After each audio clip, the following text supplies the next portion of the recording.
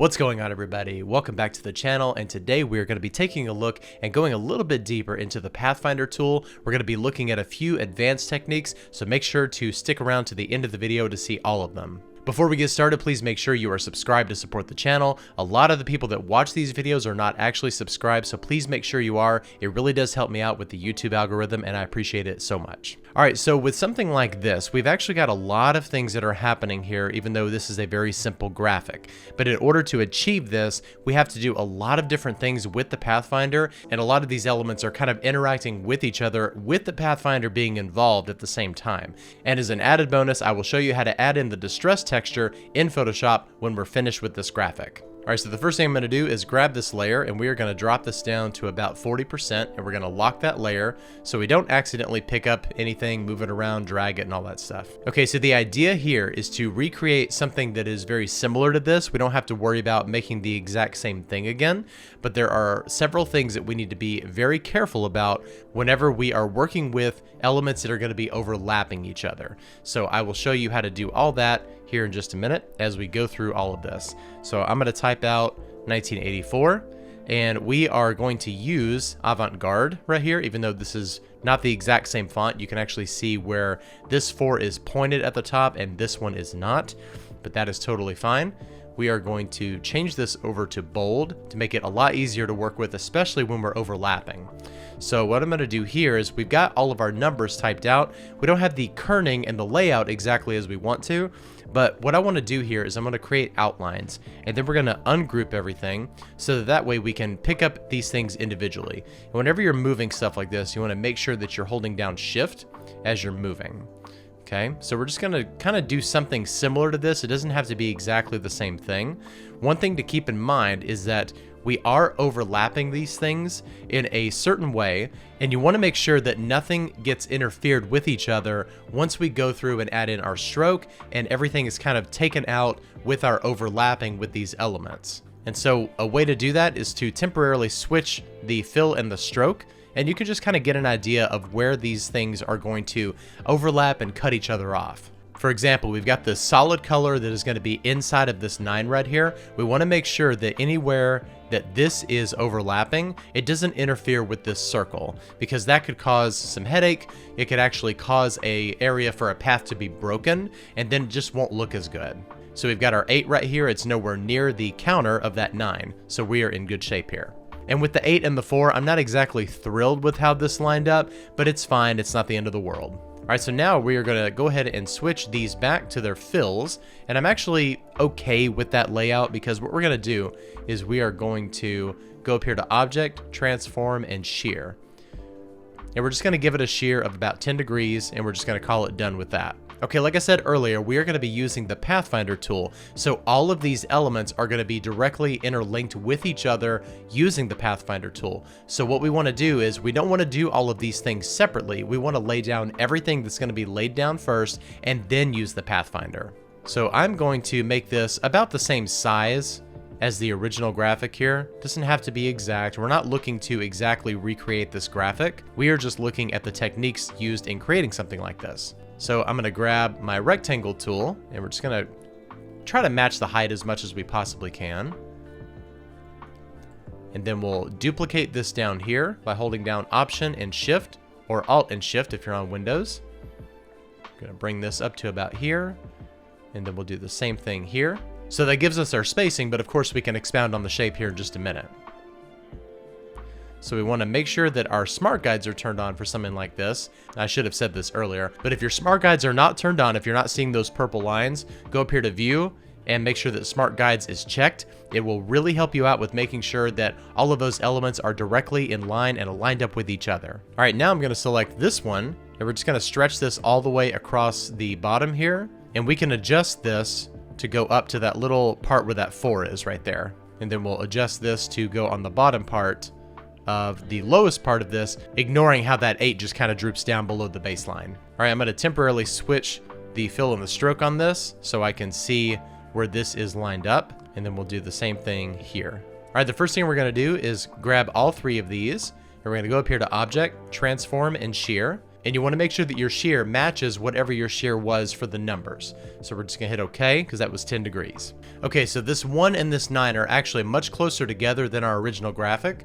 So that's gonna cause some alignment issues down here at the bottom. So what I'm gonna do is just move over this 9, probably to about right there. Because what you wanna do is look at where this line is going. And this is the direction that it's going in. And you want to swap over to outline view to get an idea of where that line is going to intersect. So as long as it doesn't cross with this area, then we're fine. So now we can grab this line and the 9, and we still want to make sure that we've got some overlapping going on, and we're also going to have a curve going in this bottom area, so we can do a little bit of overlapping here, and it can go a little bit into this area. So we're going to hold on to this line for a second, and we're going to duplicate this shape over here, and we want to make sure that this is kind of slightly extending past this line right here, because we're going to use our Pathfinder in order to create that perfect shape. All right, so we're good there. Now we're going to select these two. We're going to click on divide, and now we can just get rid of everything that is on that side of that line. And now we're going to make another line going into this area. And we're going to make sure that we cross over where that intersects. I'm going to switch over to a stroke just for a minute, so that way we can complete this area right here. Now I'm going to click off of that line. Now we're going to come over here and follow this path and make sure that we are in line with the way that that line is going right there. All right, so now we need to go into outline view again and make sure that this extends past this shape. Now we can grab our direct select tool, both of these anchor points, and join those together. Okay, now we are going to close up these two paths as well. We're going to join those, and we're going to swap over to a fill, and you can start to see what's happening right here. We've got this area that's made up of all these different shapes, and now we're going to use the Pathfinder tool to cut off the sections that we don't need. So with all of those selected, we're going to go over here to our Pathfinder tool and click on divide. And now with our direct select tool, we're going to go in here and delete these areas. All right, so we're good there. And now what we need to do is grab these right here and make sure we unite all of those together. So now with our direct select tool, I'm going to select this corner and also this corner. And we're going to bring these up to about as high as they can go. And we'll do the same thing here just to make sure that that's nice and smooth. So it ended up being a little bit chunkier than our original graphic in this area, but that's mainly because of how close the 1 and the 9 are, and then also just how thick these new lines are in general. So that's not really a big deal. The point is to actually learn the technique. All right, because we moved our 9 a little bit, we want to make sure that our overlapping is still good. And we're looking good over here. Okay, now we're going to select this rectangle, and we're just going to temporarily switch that back to a fill. And at this point, you can start coloring your objects. It'll make it a little bit easier to work with. So we're going to send that to the back right there. These colors really don't matter at this point because we can always color them in later. But right now, it's really just to help us get a feel for where the elements are and what we're interacting with. All right, now we can start taking out these little areas right here. And we'll do this here really quickly. So I'm just creating a rectangle that overlaps with this particular object, and we'll just go over here and click on minus front. So that takes that out. And now for the numbers themselves, we're going to select all 4 at the same time, and we're going to swap over to our stroke. And I'm going to go to our eyedropper. I'm going to hold down shift and click in this white area. Now we're going to go over here to our stroke panel and align this stroke to the outside. And we can bring this up to probably 3 points. It looks good. But we need to make sure that that 8 is brought forward, and then the 4 also needs to be brought forward. So you can get an idea right here of how these are going to interact and overlap with each other. So now that we have our stroke laid down, it is about the same thickness of what we have right here. We may want to adjust that back down to 2 just to get it a little bit closer to the gap amount that's right here. All right, now we're going to select everything that's up here in the top area along with the blue box. We're going to go over here to Object and Expand Appearance. And now we're going to click on Divide in our Pathfinder. Okay, so after hitting Divide in your Pathfinder panel, we're going to go over here and select one of these white areas with our Direct Select tool.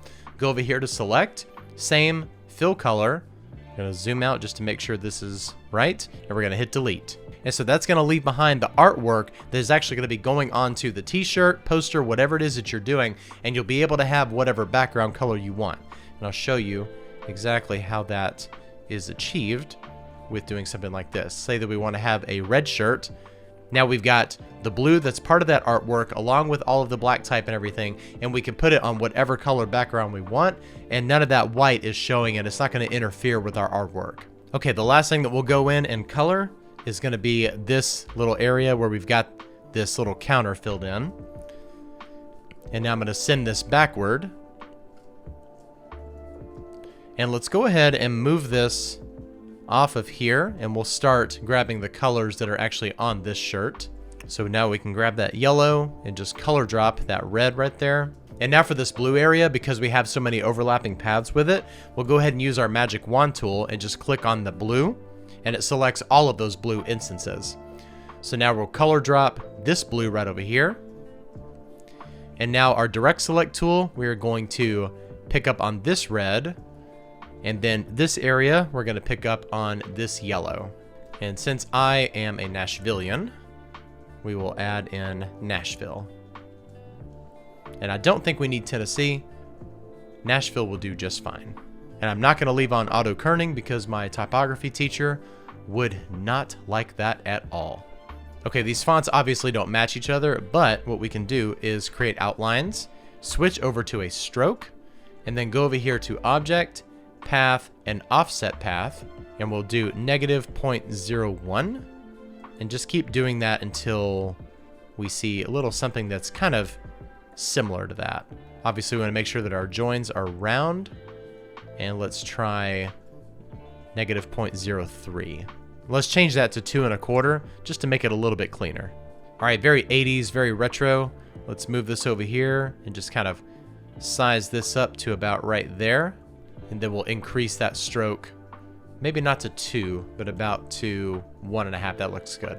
Okay, before we move this into Photoshop and apply the distress effect, I want to change this solid black color to something that's not 100% black, because I want any kind of effects that we're going to apply to this to be a little bit more visible. So with our direct select tool, we're going to select any part of the area that we have that black text, and we're going to go up here to select, same, and fill color.